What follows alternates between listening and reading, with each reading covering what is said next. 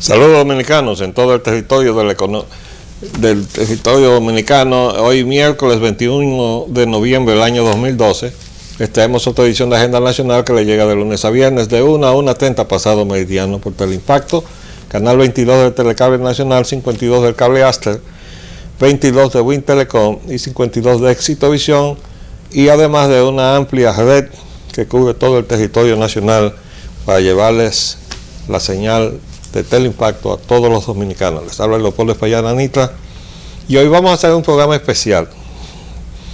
Hemos traído como invitado a nuestro amigo el doctor Vigilio Malagón Álvarez, economista, porque como ustedes saben, nosotros hemos tocado muchos aspectos de la crisis económica de la nación, porque el propósito de este programa es precisamente ese, analizar los grandes problemas que aquejan a la familia dominicana y tratar de explicárselo de una manera didáctica, que lo podamos entender todo. Vigilio, gracias por venir. Gracias a ti, Paulín. El doctor Malagón, bueno, pues tiene todas sus credenciales académicas de la Universidad de Puerto Rico y la Universidad de Thornwood, en Holanda. En economía, doctorado de economía, de modo que de alguna manera él sabrá cómo explicarnos este tollo en que está metida la República Dominicana, que es la agenda de hoy. Nosotros, Vigilio, como se está manejando en la prensa muchas veces terminologías técnicas, sin mayor conocimiento de los periodistas, vemos cómo de una manera repetida, reiterativa, se usa como sinónimo déficit fiscal y hoyo fiscal. Es la misma cosa. Bueno, fíjate, es una pregunta muy interesante, porque yo también me he percatado de que el pueblo pues conversa y todo el mundo, es más fácil decir hoyo que déficit. Es más, tiene un savoir-faire mejor. Pero, ¿qué pasa? Podríamos decir de una forma sencilla, sin complicarnos mucho, de que el hoyo es una sumatoria de déficits. Entonces, pero de todos los déficits, entre comillas, que se pudieran identificar en una economía o en diferentes tramos de la economía, hay dos que son fundamentales. Uno que afecta a la política fiscal y el otro que afecta a la política monetaria, en fin. El de la política fiscal obviamente es el déficit del presupuesto, que vamos a decir que es un cálculo matemático sencillo de que lo que se gastó es mucho más de lo que ingresó. Ok, vamos a hacer un pequeño paréntesis ahí para yo ampliar un poco el concepto.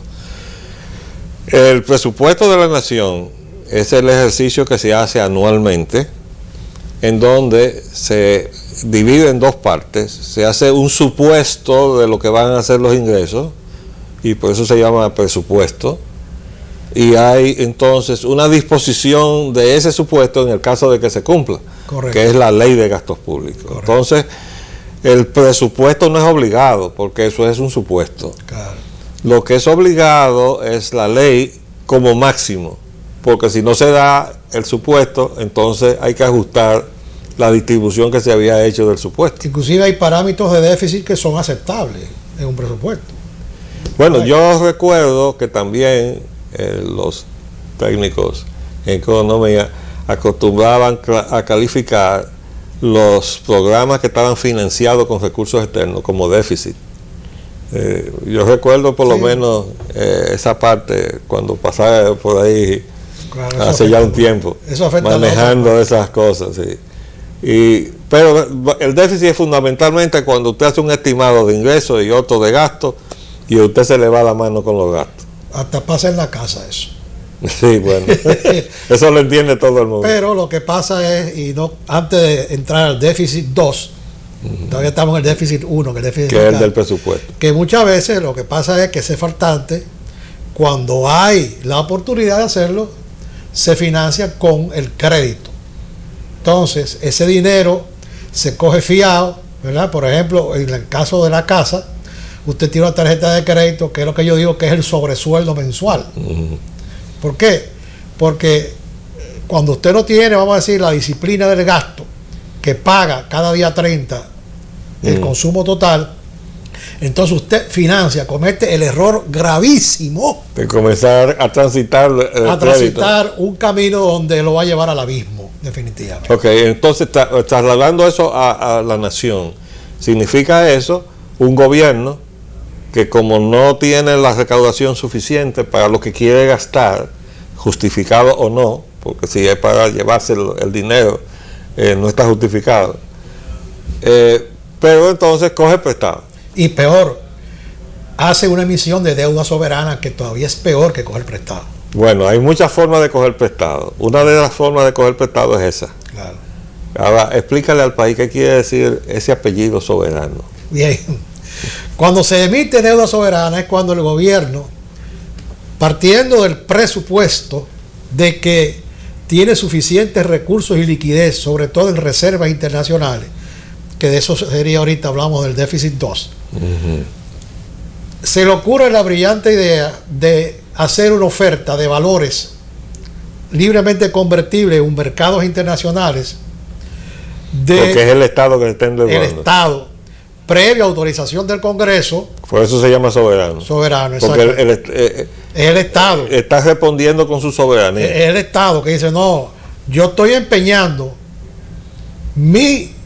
vamos a decir, mi facultad soberana. Mi facultad soberana y mis activos de capital, emitiendo este documento por $500 millones, a ver quién me lo compra.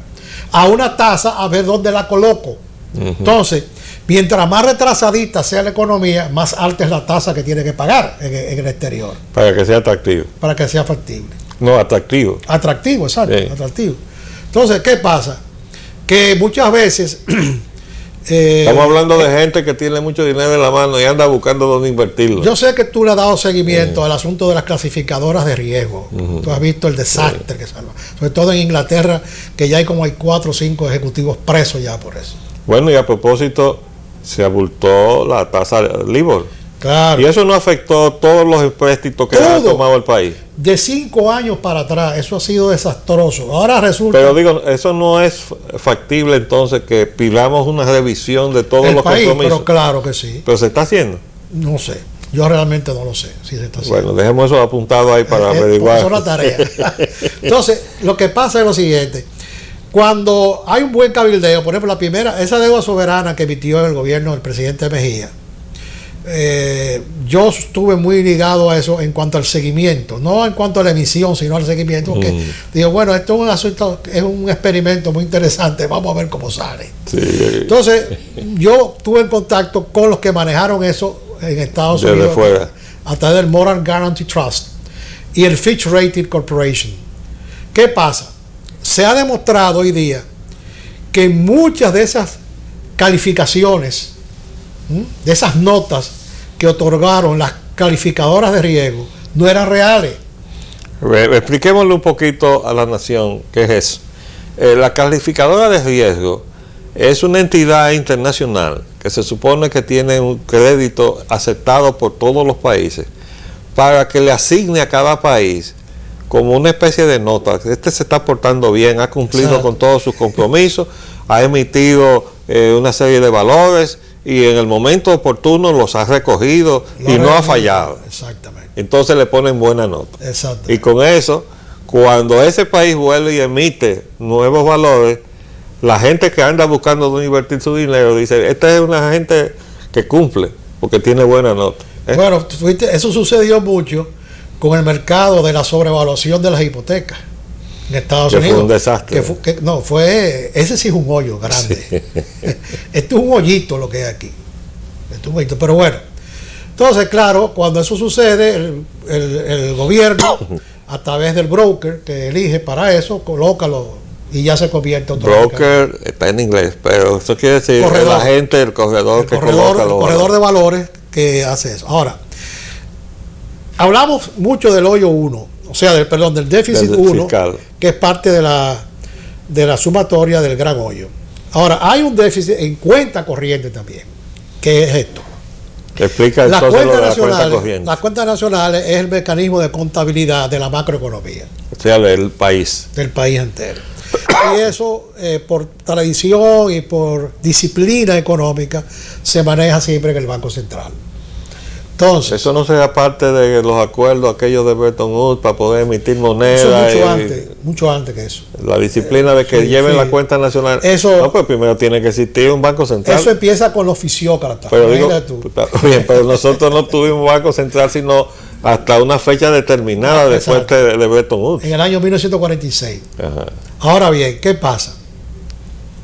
Que cuando hay déficit fiscal, como se ha explicado, y además hay un déficit en cuenta corriente, producto, vamos a decir, uno, de que no entraron la cantidad de capitales que se esperaba que entraran de afuera, como inversiones. En la economía. En la economía, en la macro. No en el país, no en el gobierno. No, en la macroeconomía. Sino en el país. Cuando el país importó más mercancía que la que exportó. Cuando el país contrajo deuda soberana. ¿Por qué? La deuda soberana entra como un instrumento fiscal, pero se paga como un instrumento monetario. Como comercio, sí. Entonces, eso se refleja en la balanza de pago. Entonces, cuando suceden todas estas cositas, obviamente la economía se tambalea. Entonces, vamos a poner este titular ahí, donde el Fondo Monetario da FMI confirma deterioro profundo de la economía.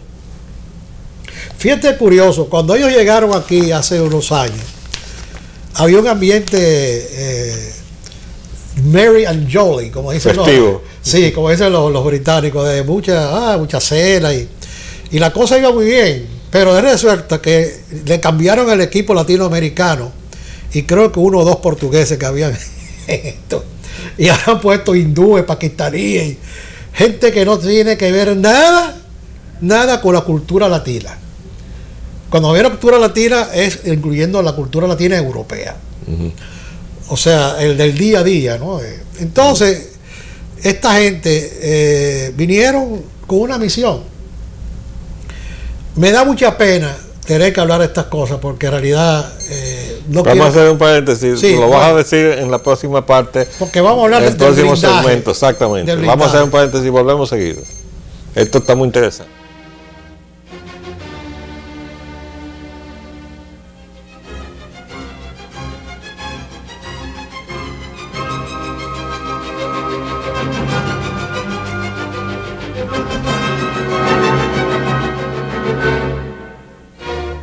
Bueno, vamos a seguir en esta clase de economía que nos está dando el doctor Malagón acá. Bien, fíjense que yo quisiera, con la anuencia, leer un parrafito muy breve.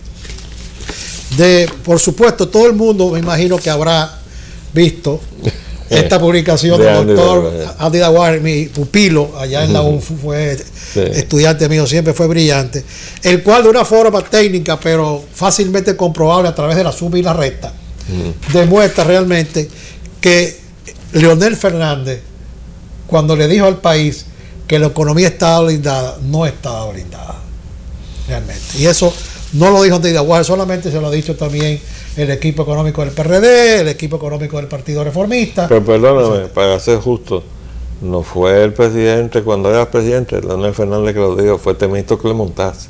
Bueno, antes de una semana, Leonel Fernández le estaba enmendando la plana diciendo que nos iba a llover de todo arriba con la crisis no, y también cuando llegó la ocasión de decir que él arreglaba el déficit. Lo que yo pensé es que él iba a destituir al hombre de la economía blindada, pero no lo hizo. No.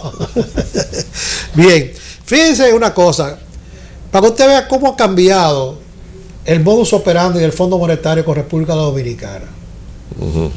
Yo voy a citar un parrafito muy breve, rápidamente, que del doctor Gustavo Olmar, en el Diario Libre en la edición del día 20 de noviembre, dice, cito: ya no es solo el sector eléctrico el que preocupa al FMI, sino que a este se han añadido la ampliación del déficit fiscal el aumento en la deuda pública, el incremento en la exposición de la cartera de los bancos al gobierno, la restricción de los préstamos al sector privado, el incumplimiento y la falta de transparencia en la ejecución presupuestaria, el déficit de la cuenta corriente de la balanza de pagos, la caída de las reservas de divisas, el deterioro de la implementación de las políticas y la desaceleración del crecimiento económico. Según se deriva de su declaración, el fondo ve que existe una combinación peligrosa de 5 factores que son el déficit fiscal, el déficit de cuenta corriente de la balanza de pago, el nivel de la deuda pública, el descenso de la reserva de divisas y el menor crecimiento de la economía. Señores, eso da un sancocho de ajitití, que hay que tener un estómago muy fuerte. Ahora necesitamos ubicar eso en otra realidad. Vamos a ver. Si tú sales a la calle, tú te das cuenta que estamos viviendo 2 economías.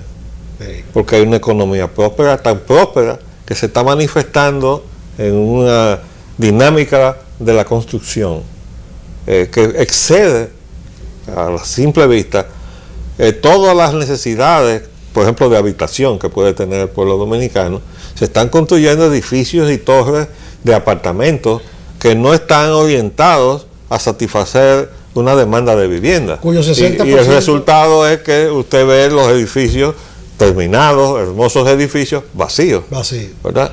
Y además también vemos otra enorme construcción, una gran dinámica también en edificios comerciales, ¿verdad?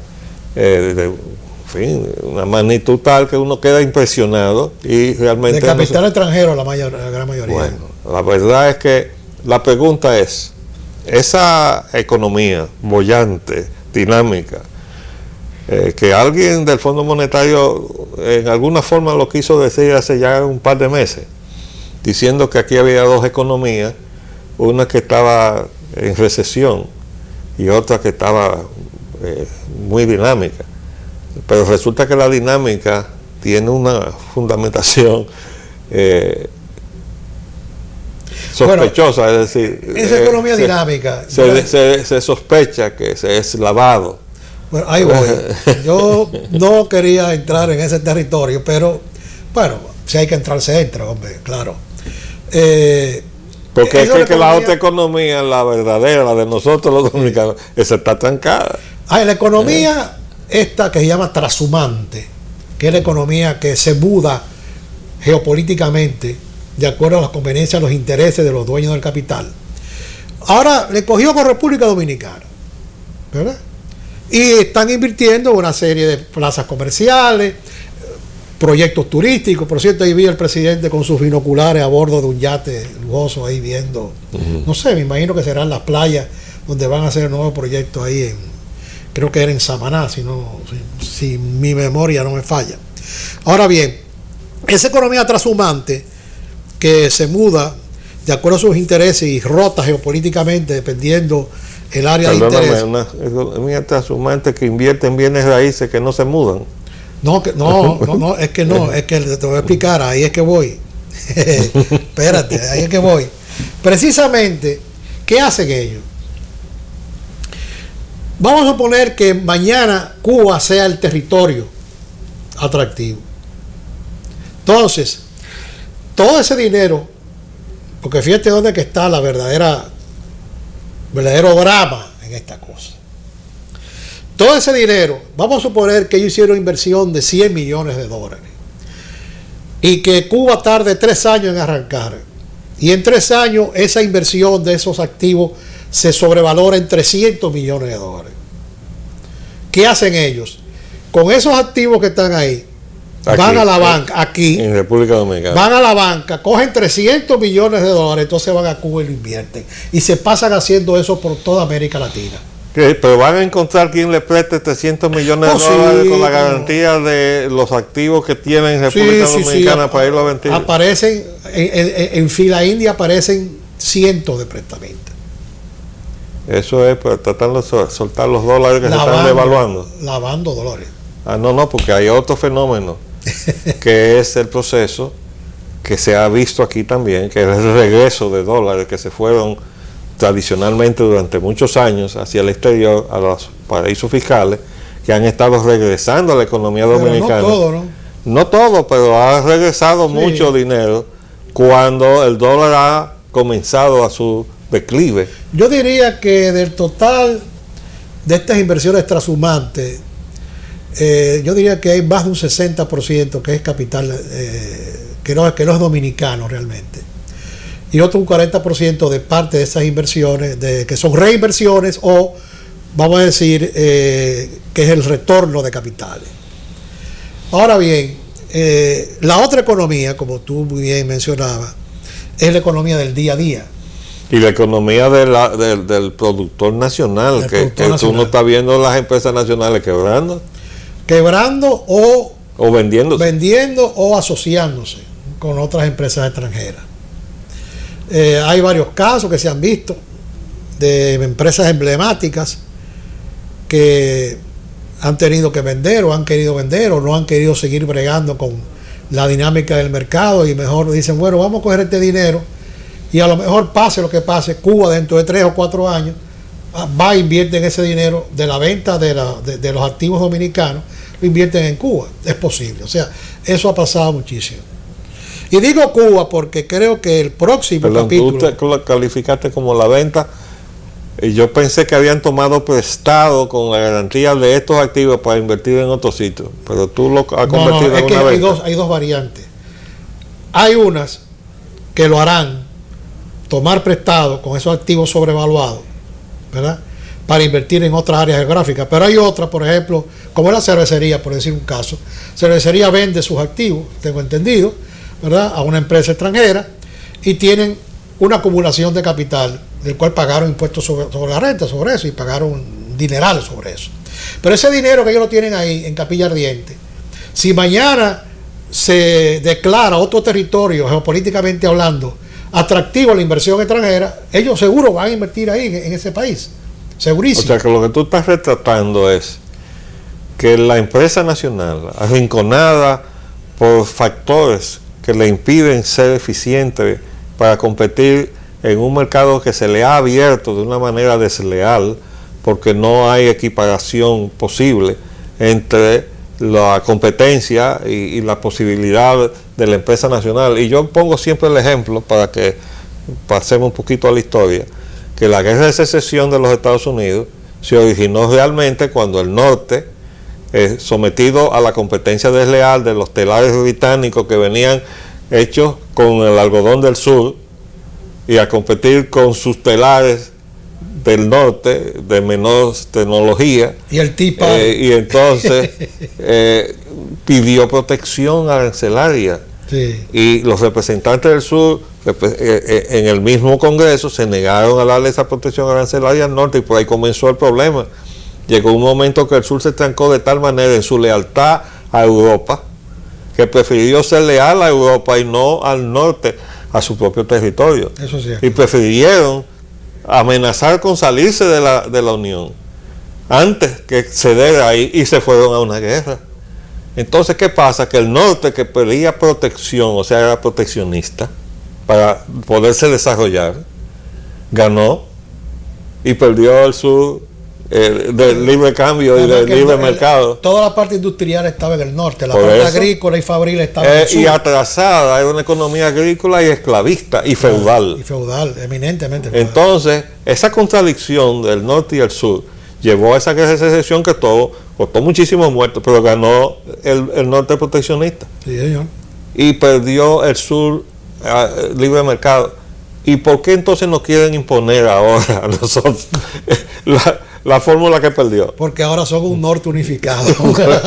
Oiga, yo quiero siempre hacer estas reflexiones para que aprendamos un poquito de la historia, porque a veces esas grandes potencias no son consecuentes consigo mismas. Claro, ha habido cambios violentos, porque yo recuerdo una frase de Lincoln que dijo: tengo de frente al ejército confederado del sur y a mi espalda tengo a los banqueros, y temo más a mi retaguardia que a los soldados del sur.